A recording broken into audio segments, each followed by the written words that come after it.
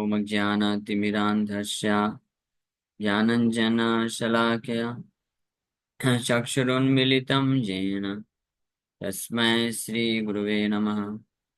नमो विष्णुपादाय कृष्णप्रेष्ठाय भूतले श्रीमते भक्तिवेदान्तस्वामिनिति नामिने। नमस्ते सारस्वते देवे गौरवाणी प्रचारिणे निर्विशेष शून्यवादी पाश्चात्यदेशतारिणे नित्यानंद नमस्तुभ्यं प्रेमानंदप्रदायिने कलौ कल्मषनाशाय जानवापतये नमः। नमो महावदन्याय कृष्णप्रेमप्रदायते कृष्णाय कृष्णचैतन्य नामने गौरतुसे नमः। जय श्री कृष्ण चैतन्य प्रभु नित्यानंद श्री अद्वैत गदाधर श्रीवासादि गौर भक्त वृंद। हरे Krishna Krishna Krishna Hare Hare Hare Ram Ram Ram Hare Hare. Hare Krishna. So we welcome everyone for today's discussion on Srimad Bhagavad Gita, chapter 2 and verse number 45. So in this verse, Lord Krishna is instructing Arjuna to raise himself to the spiritual platform and give up the activities of modes of material nature. In the previous verse, Krishna explained, the previous three verses, that those who are too much attached for bhog and aishwarya, if somebody maintains excessive material attachment, for such a person, it's not possible to develop Vapsayatmika buddhi, means one-pointed fixed intelligence for Krishna consciousness. Taya aparita chetasam, because the excessive attachment for anything of this material world will actually kidnap the chetasam consciousness. Once consciousness is kidnapped, practically once intelligence is lost, it is kidnapped. So for him, then no amount of instruction, no amount of preaching, guidance, counseling, or knowledge, scriptural knowledge can actually work, because uh, nothing can means, get settled down within his heart. Just like if you have a vessel, patra, if the vessel is upside down, means, so if you pour water, so everything will just go away. You cannot hold it. Similarly, those who maintain, uh, those who desire to maintain the material attachment within their heart, so their condition becomes like this. They cannot hold the pure teachings of Krishna consciousness. That's why Lord Krishna, after explaining the dangers of maintaining the material attachments, dangers of having the desire to fulfill those material attachments, now Krishna is instructing Arjuna that you give it up, my dear Arjuna. He says, Traigunya Vishaya Veda, Nistraigunyo Bhavarjuna, Nirdvando Nitya Sattwestho, Niryogakshemam Atmavan, become Atmavan, situated in the self. The Vedas deal mainly with the subject of the three modes of material nature. Vedic literature also mainly deal with the subject of three modes of material nature. That is to say, uh, most of the activities, most of the religious rituals or functions which are mentioned in Vedic literature are just to promote the sense enjoyment tendency, because this is known as karma kanda. And then karma kanda means pravritti marg, the path of sense enjoyment in a pious manner. That is pravritti marg or karma kanda. And then if somebody has become disgusted with the so-called enjoyment, or become frustrated because of maintaining material attachments, then if she decides that let me give up, let me become free from this material desires for material attachment, sense gratification. So in some portions of the Vedic literature, known as Upanishads, there is also provision for getting to get relief from the this enjoying tendency, pravritti marg. So there is nivritti marg. Nivritti marg means path of renunciation, so which is known as jnana kand. The first is karma kand, where one is encouraged by the flowery words of the Vedas to continue the process of sense gratification. And when one becomes disgusted, frustrated, then there are some literatures which provide the path by which one can renounce those desires for sense gratification. That is Jnana Kand.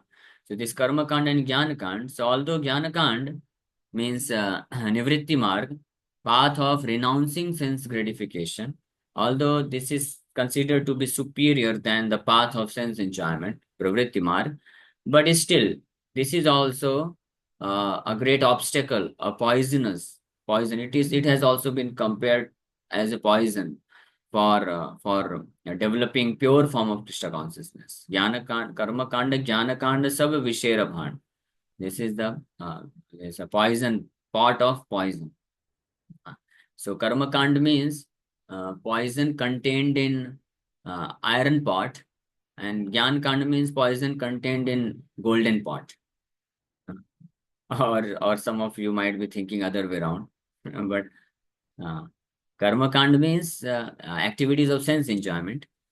So it's like poison contained within iron pot, which is polished, which has golden polish.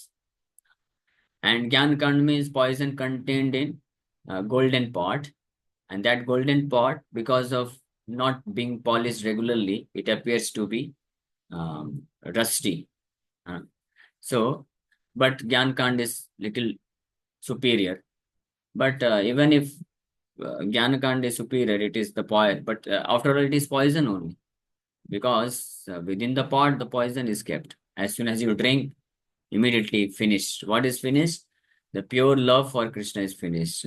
Pure form of Krishna consciousness is hampered, obstructed. That's why acharyas have recommended to give up all these kind of parts and accept the pure form of pure devotional service, buddhi yoga or bhakti yoga.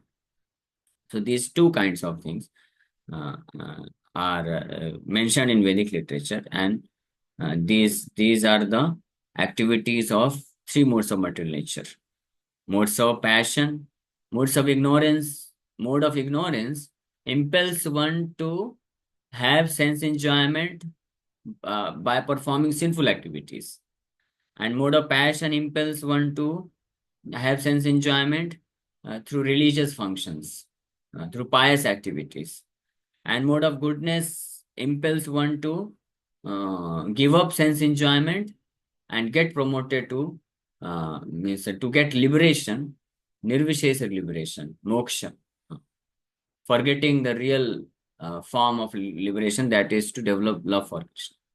So only a person who becomes free from these three modes of material nature, this goodness, passion, and ignorance, and situates himself in transcendental mode, he can develop the complete form of liberation, which is pure love for Krishna.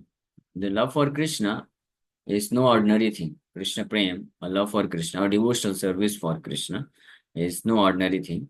It can be attained only after many births of practicing religious activities. Krishna himself says in the Bhagavad Gita elsewhere, Krishna says that this is mentioned in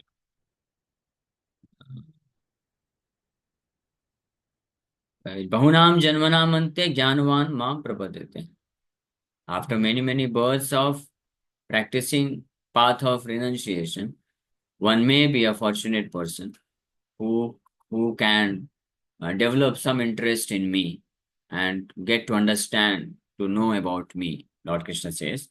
And then when he hears from me, hears about me from my pure devotees, then Mam Prapadyate, then in this way he can surrender unto me and develop love for me. So this is so very difficult, rarest thing to get attachment for Krishna is not so easy thing. It cannot be given also. Some or other it is, Lord Krishna says, Dishtaya, Madhisneha. Dishtaya, Krishna says, Madhisneha. Like this something is there in 11th canto, I think, but exact word I am not remembering. Krishna says, no, in 10th canto, Krishna says, when he was addressing to gopis, so Krishna told them that you are very, very fortunate. Oh, my dear gopis, you are very, very fortunate. What is your good fortune? What is our fortune, my dear Krishna? Please tell us. Because you have developed attachment for me, affection for me, Krishna says. Because you have developed attachment and affection for me, that's why you are very, very fortunate. Because in this way, you can become free from the paths of the cycle of birth and death and be situated in transcendental realm. And you can eternally have association with me. This is our great fortune, anyone's great fortune. But if somebody develops attachment for anything else than Krishna, then he is most unfortunate. But he may think that, oh, I'm very fortunate. I have developed attachment for such and such person. Why am most unfortunate? Because of maintaining attachment for something else, someone else in this material world other than Krishna, one is sure to get birth again. Birth and death, cycle of birth and death continues. And for anything or anyone, we have attachment, we are sure to follow his path and get that destination. Uh, if somebody gets attached to the land of birth, so he will get birth again there. But if he has performed sinful activity, so he may not necessarily get birth as a human being. He may get birth as a cat or dog. Or if somebody maintains attachment for a person in this material world, so he may get next birth surrounding him, but may not be a human being, may become a cat or dog or rat, and then that person may carry him, oh my dear pet, please. But if somebody can develop attachment for Krishna, then he can get promotion to the spiritual world, where one can become an associate of the Supreme Lord Krishna eternally. That's why Krishna told the gopis that it is your great good fortune that you have developed great affection and attachment for me alone. That is because of your good fortune. So, in order to develop this, to realize this good fortune or develop complete attachment for Krishna, so this is required that Krishna is telling the Vedas deal mainly with the subject of the three modes of material nature. Oh Arjuna, become transcendental to these three modes. Be free from all dualities and from all anxieties for gain and safety, and be established in the self.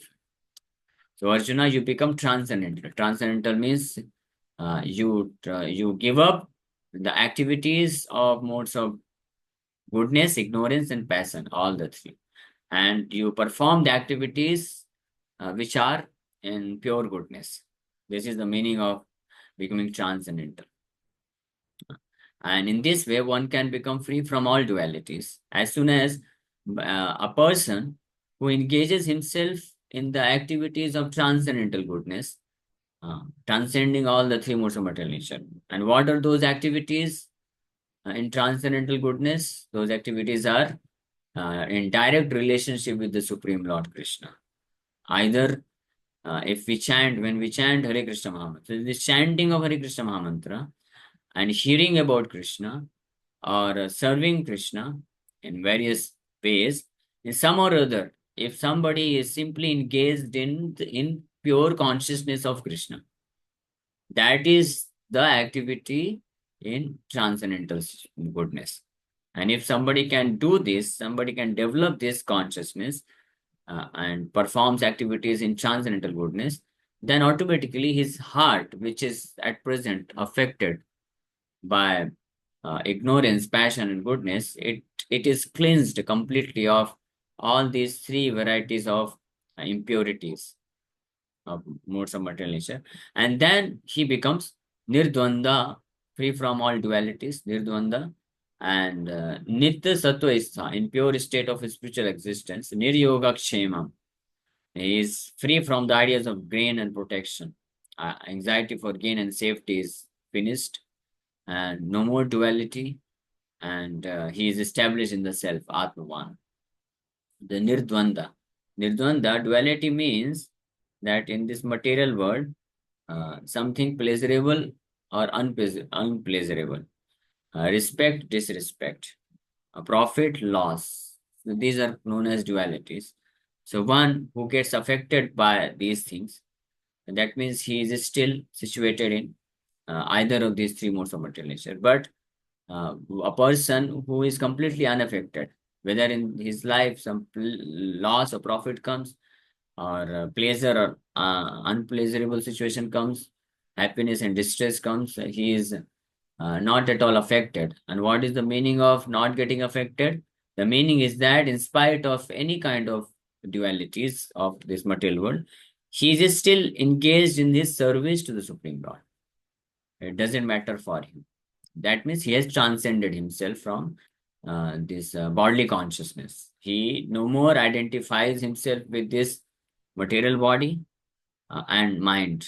Uh, that he becomes, he transcends the feelings of the mind. He transcends the situations of the body. That is the meaning of becoming free from all dualities. And when one is situated in a transcendental state, free from all dualities, so obviously, naturally, there will be no anxiety for gain and safety. The anxiety we get for gain and safety or profits or loss, because we are situated in uh, bodily consciousness. When one is situated in bodily consciousness, what is the meaning of bodily consciousness?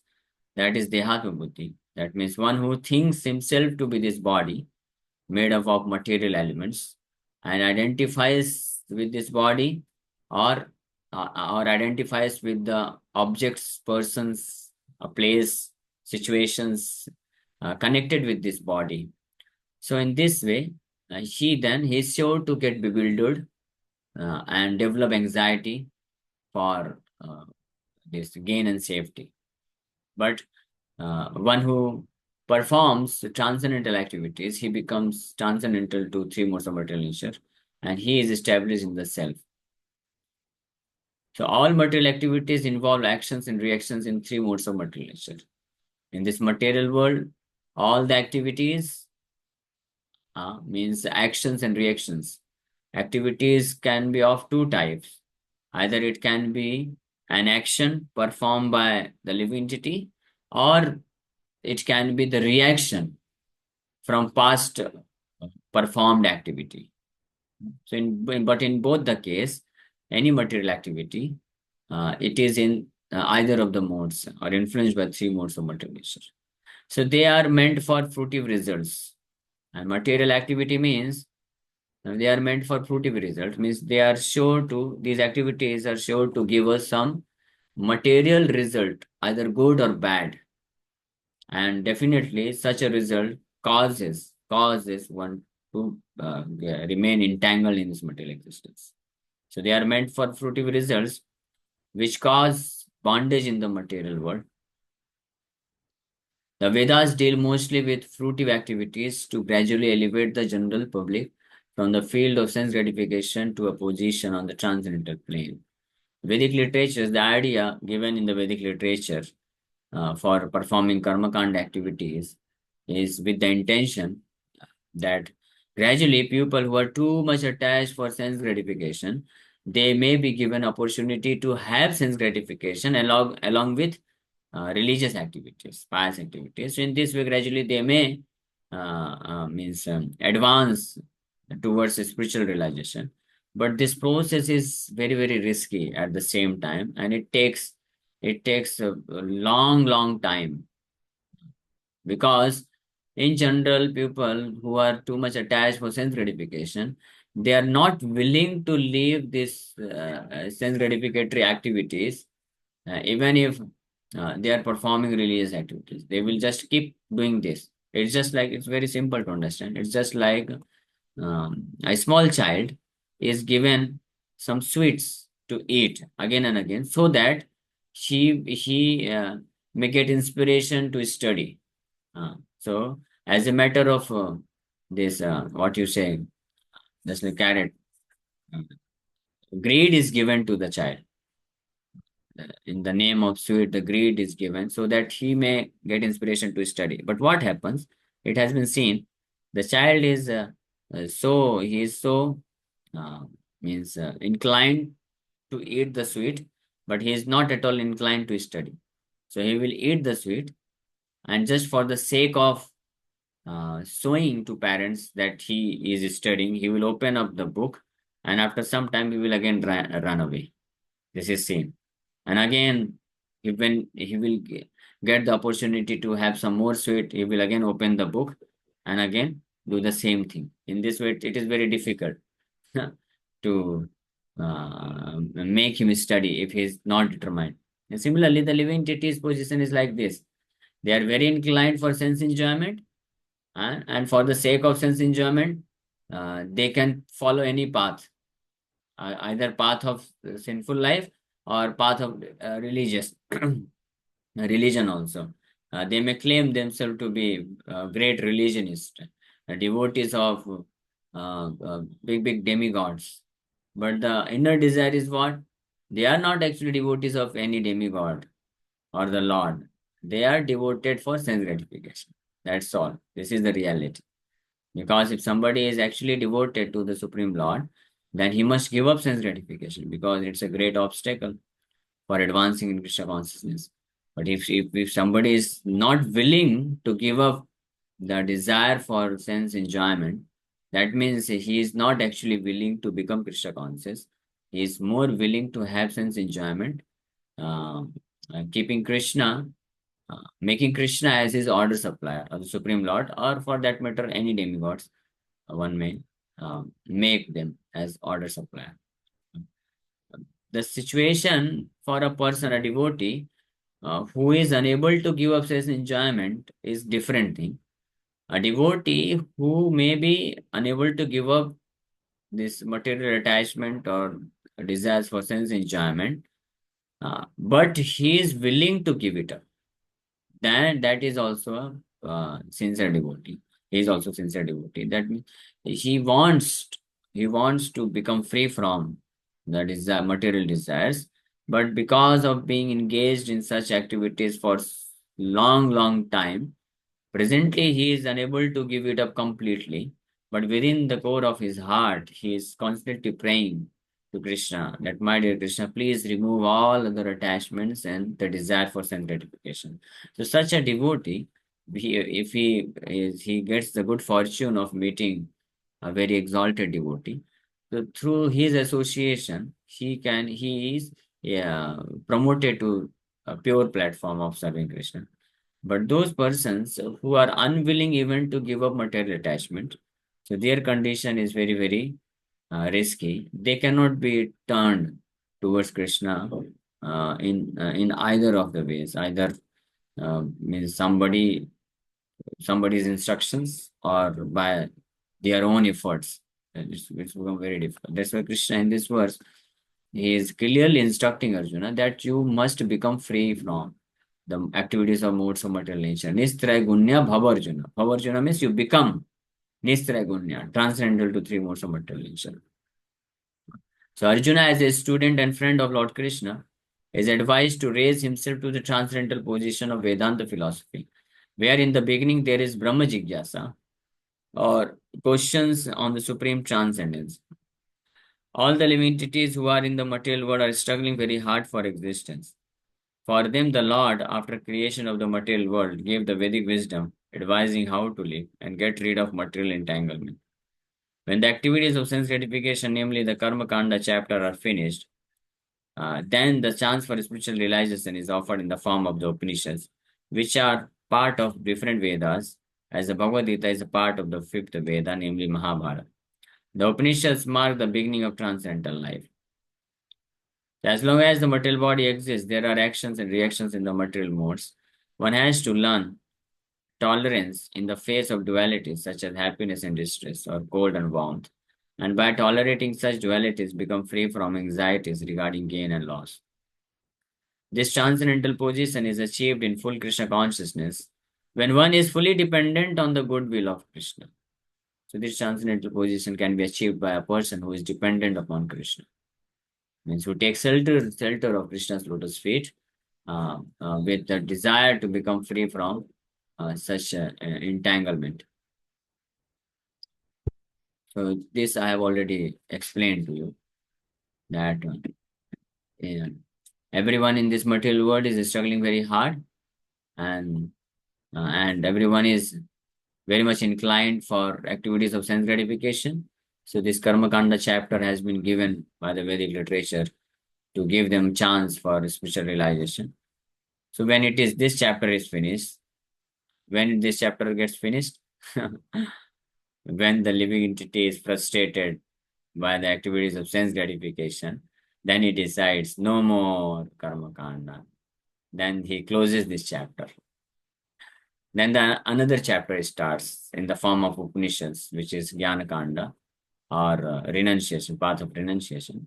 So this actually starts the Upanishads mark the beginning of transcendental life. This starts the transcendental life, spiritual life, but it is not the end of spiritual life.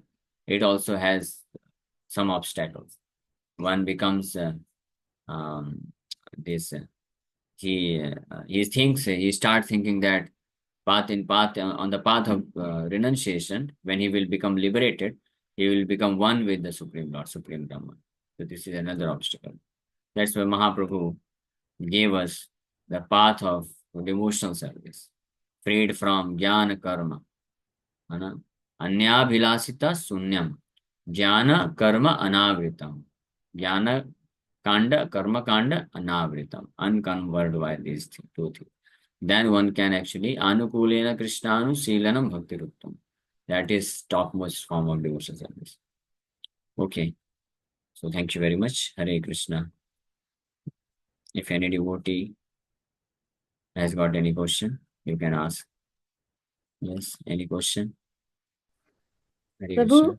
how does we can not have, we can have bitter taste for this material world. Right now, it seems to be sweet, or sometime we fall on again, go back to the same material life.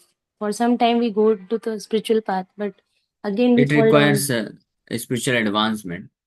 If one has advanced in spiritual consciousness, then he can experience the bitterness of this maintaining material attachment in this material world. But the in the beginning, it is expected that after hearing from devotees, one should at least come to the platform of developing the willingness to become free from such material desires, material attachments, which at the present appears me to very precious, very nectarian, sweet. But it's the sweetness of maintaining the material attachment is similar to drinking poison in a golden pot, or it is similar to embracing a poisonous snake. So when you embrace a poisonous snake, it is very soft and very cold. So it gives some means a pleasure experience. But a person who is knowledgeable, he understands it is poison. Similarly, any material attachment in this material world, it may appear for those persons who are not spiritually intelligent, uh, spiritually advanced in knowledge.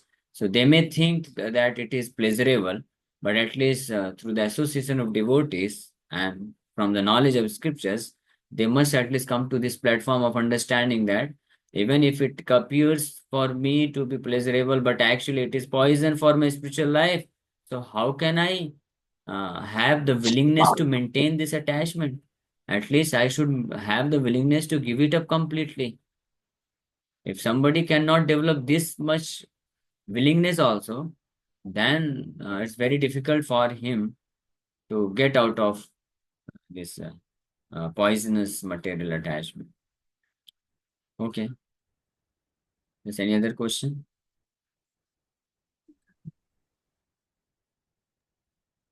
प्रभु जी Okay, yes, मेरा question है yes, पूछिए। हरे कृष्ण, पंचांग प्रणाम। हरे तो ये Krishna. Question इधर ये भगवत गीता से रिलेटेड नहीं है, बीडी से रिलेटेड है। पूछिए।